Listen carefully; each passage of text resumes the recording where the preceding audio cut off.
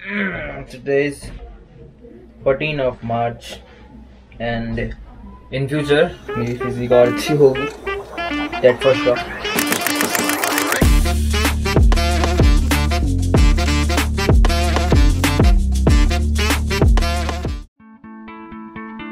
Oh, hello everyone. This is me, Anurag, the upcoming fitness athlete. But story यहाँ शुरू नहीं होती है। स्टोरी शुरू करने के लिए हमें थोड़ा सा टाइम रिवाइंड करना पड़ेगा और जाना पड़ेगा 2021 में।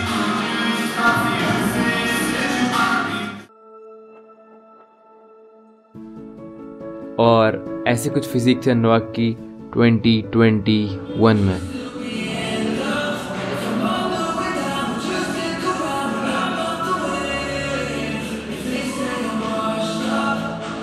और अब यहाँ पे एक बहुत इंपॉर्टेंट क्वेश्चन आता है, कैसे अनुराग ने अपनी फिजिक को ट्रांसफॉर्म किया? And the answer is fat loss.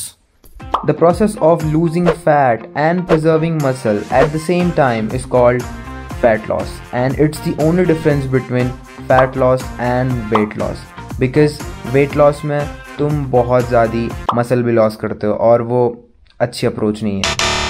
Hey, what's up everyone and welcome back to another video.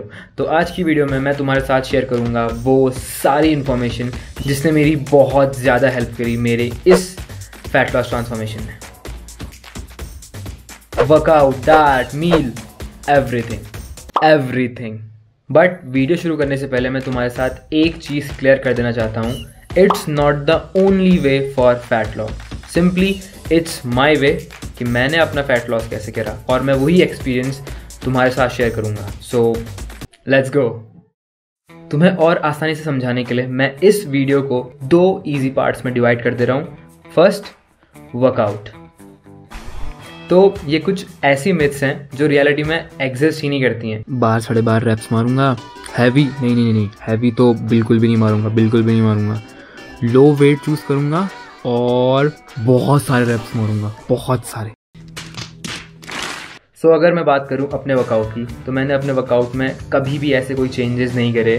Cutting में ये वाला वर्कआउट, बल्किंग में ये वाला वर्कआउट. बल्किंग में हैवी लिफ्ट करना है, कटिंग में लाइट वेट से बहुत ज़्यादा रेप्स मारना है, ऐसा कुछ भी नहीं. My rules for workout are simple. 2 muscle in a day, 5 to 6 exercises, 3 to 4 sets and reps till failure. और इन सब के साथ एक यूनिवर्सल रूल, जितना हो सके उतना हैवी लिफ्ट करना है, बट पोस्चर के साथ कोई भी बकचोदी नहीं.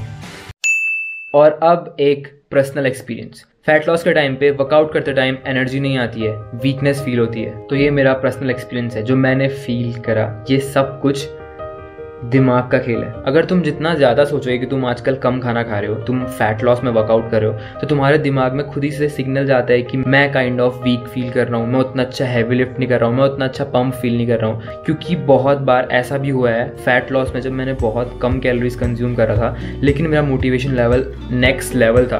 तो उस टाइम पर मेरा वर्कआउट, मेरी लिफ्ट्स, सब कुछ क्या थी, टॉप नंबर पे. बट लास्ट में, मतलब बहुत लास्ट में, फैट लॉस के ऑलमोस्ट लास्ट के 3-4 वीक्स का टाइम, उस टाइम पे थोड़ा सा लो फील होता है, वरना ऐसा कुछ नहीं होता है. ये तो बात हुई वर्कआउट की. Now let's talk about diet.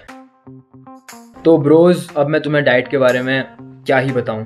ये तो कुछ ऐसा है कि चाय में चाय पत्ती जैसा, मतलब इसके बिना तो कुछ पॉसिबल ही नहीं है.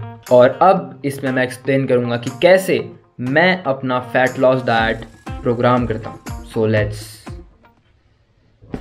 गो. Step number 1, calculate your maintenance calories.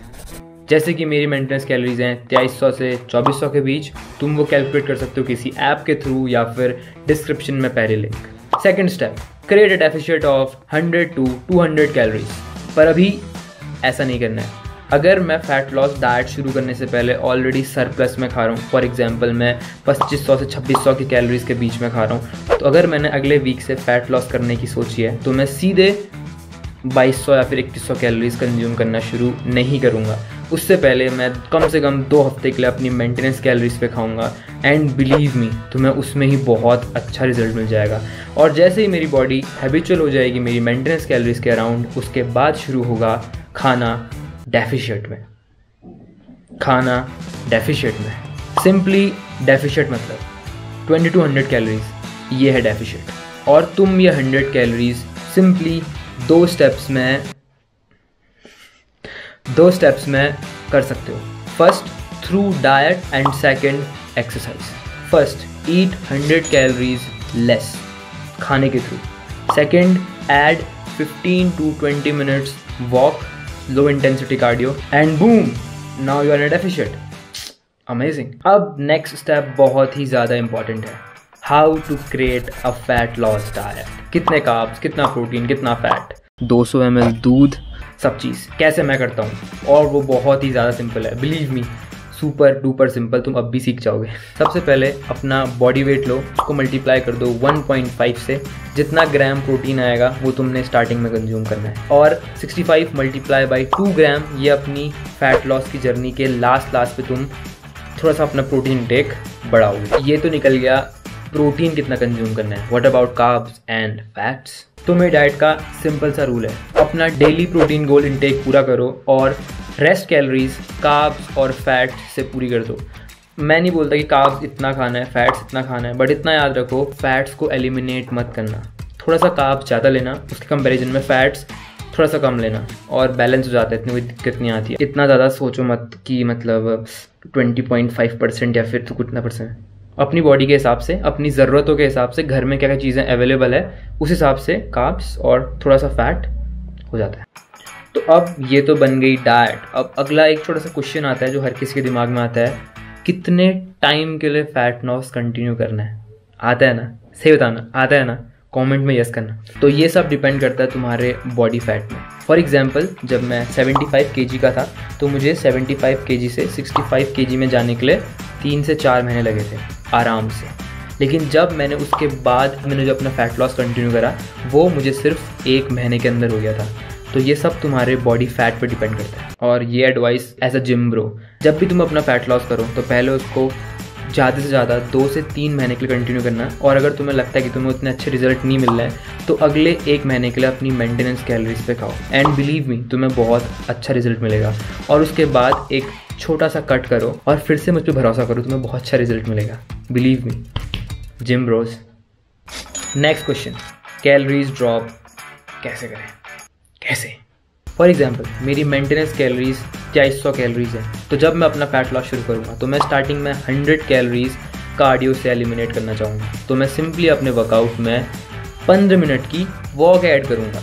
उसके बाद मुझे अगर 100 कैलोरीज और ड्रॉप करनी है अगले दूसरे या फिर तीसरे हफ्ते, तो मैं फिर से 15 मिनट की जगह 30 मिनट की वॉक करूँगा या फिर 40 मिनट की वॉक करूँगा, और अपनी डेफिशिएंट कितना कर लूँगा? 200 कैलोरीज।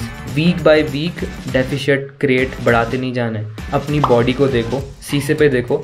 मुझे वेट स्केल पे ज़्यादा भरोसा नहीं है, क्योंकि वेट स्केल पे कभी अचानक से वेट ड्रॉप हो जाता है, कभी अचानक से वेट अप हो जाता है। तो शीशे पे देखो कि तुम्हें लग रहा है कि हाँ ड्रॉप हो रहा है, तो उसको कंटिन्यू करो। और फिर 3 या फिर 4 हफ्ते कंटिन्यू करने के बाद जब तुम्हें लगे कि हाँ काफ़ी टाइम हो गया है और वेट भी तुम्हारा ठीक चल रहा है, उसके बाद 100 कैलोरीज ड्रॉप करो अपने खाने से।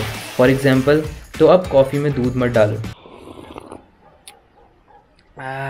काफ़ी कड़ी हो रही है।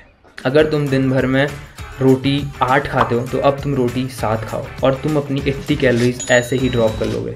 थोड़ा थोड़ा ड्रॉप करना, रूल मत बनाओ कि हर हफ्ते 100 कैलोरीज ड्रॉप करनी है। अपनी बॉडी में चेंजेस ऑब्जर्व करो, अपना वेट ट्रैक करो, उसके बाद किसी भी कंक्लूजन पे आना। उसके बाद अपनी डाइट के साथ डिसिप्लिन रहो, अपने वर्कआउट को बहुत प्यार से फॉलो करो, और जादू ही जादू है भाई। उसके बाद enjoy the gains, enjoy your abs, enjoy your hard work, everything. All the best. And that's it for today's video. I hope तुम्हें वीडियो पसंद आएगी, और अगर तुम्हें वीडियो पसंद आई तो लाइक करो, कमेंट करो, share and subscribe. Love you all. Peace, peace, peace, peace, peace.